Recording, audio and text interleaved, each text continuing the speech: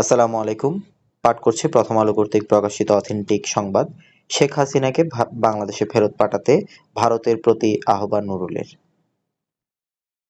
সাবেক প্রধানমন্ত্রী শেখ হাসিনাকে বন্দি বিনিময় চুক্তির আওতায় বাংলাদেশে ফেরত পাঠাতে ভারতের প্রতি আহ্বান জানিয়েছেন গণ অধিকার পরিষদের সভাপতি নুরুল হক। তিনি বলেন, ভারত এটা না করলে ভারতীয় হাই কমিশন ঘেরাও করবেন তারা।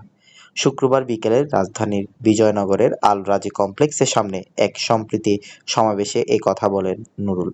দেশের স্বাধীনতা, সার্বভৌমত্ব রক্ষা ও গণতন্ত্র প্রতিষ্ঠায় জীবন উৎসর্গ করা সব বীর শহীদের প্রতি শ্রদ্ধা, ছাত্র জনতার গণ অভ্যুত্থান পরবর্তী শান্তি শৃঙ্খলা ও সংহতি প্রতিষ্ঠায় এই সমাবেশ করে গণ অধিকার পরিষদ। সমাবেশ শেষে মিছিল নিয়ে গুলিস্তান, ফুলবাড়িয়া ঘুরে পল্টন মোড়, দৈনিক বাংলা, ফকিরাপুল, বিএনপির দলীয় কার্যালয়, নাইটেঙ্গেল মোড় ঘুরে বিজয়নগর পানির ট্যাঙ্ক মোড়ে এসে শেষ হয়।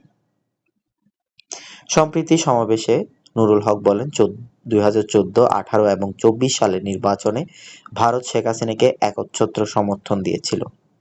সারা বিশ্ব যখন বাংলাদেশের গণতন্ত্রের পক্ষে কথা বলছে, তখন ভারত শেখ হাসিনাকে ক্ষমতায় আনতে মরিয়া। আমাদের পাশের দেশ ভারতকে বলবো, আপনারা আমাদের সঙ্গে সম্পর্ক স্বাভাবিক রাখুন। একটা দলের জন্য সম্পর্ক নষ্ট করবেন না। ভারতের সঙ্গে আমাদের বন্দি বিনিময় চুক্তি রয়েছে। শেখ হাসিনাকে অন্য দেশে পাঠানোর তদবির না করে অবিলম্বে বাংলাদেশে পাঠানো হোক। তা না হলে ভারতীয় হাই কমিশন ঘেরাও করবে গণ অধিকার পরিষদ।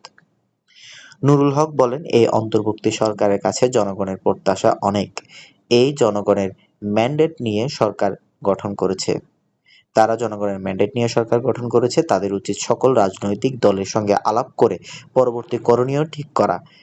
আশা করি এই সরকার জনগণকে সঙ্গে নিয়ে কাজ করবে।